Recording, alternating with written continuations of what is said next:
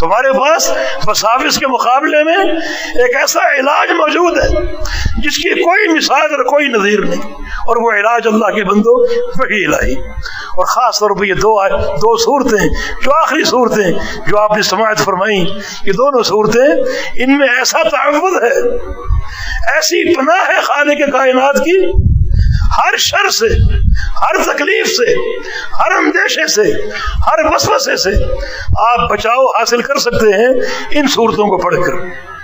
اب ہماری زندگی میں عمل نہیں رہا، افضل سردار صاحب نے جو شروع میں اشارہ کیا، عمل نہیں رہا، عمل کا موقع ملتا ہے اسے بھی ٹال دیتے، کبھی کوئی کام کرنا پڑے استخارہ کر لو، استخارہ حضرت صاحب کریں گے، وہ بہروپیہ بیٹھا ہے آپ کو لوٹنے کے لیے، وہ آپ کے استخارے کر رہے ہیں۔ بعض اوقات بندہ پاکستان میں بیٹھا ہے، استخارہ کرنے والا امریکہ میں بیٹھا ہو، اور وہاں بیٹھ کر آپ کا استخارہ کر رہے ہیں۔ بچہ بیمار ہو جائے، حضرت جی دم کر دیجیے، بھائی خود دم کیوں نہیں کرتے؟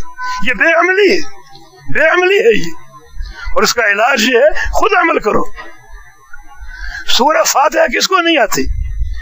یہ آخری دو صورتیں کس کو نہیں آتی؟ رسول اللہ صلی اللہ علیہ وسلم کا فرمان ہے سورہ فاتحہ کے بارے میں، نعمت الرقیہ، یہ سب سے بہترین دم ہے۔ اپنے اوپر دم کیجئے، اپنے بیمار بیٹے پر دم کیجئے۔ بیمار بیٹا اگر بیمار ہے، اس کی تڑپ آپ کے دل میں زیادہ ہے یا مولوی صاحب کے دل میں؟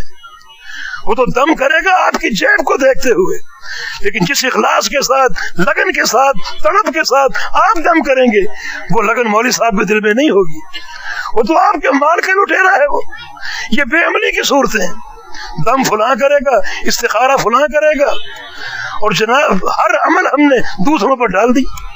خود کیجئے، یہ معوذتین، ایک ہتھیار ہمارے پاس، ایک اسلحہ ہمارے پاس، ایک طاقت، ایک قوت، تمام شرور سے بچاؤ کا تحفظ، یہ دو صورتیں۔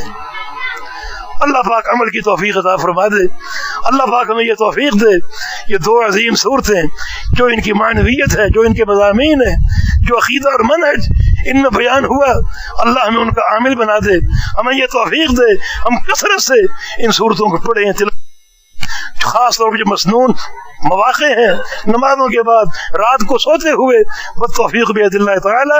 اقول قولی هذا واستغفر اللہ لی ولکم، وآخر دعوانا ان الحمد للہ رب العالمین۔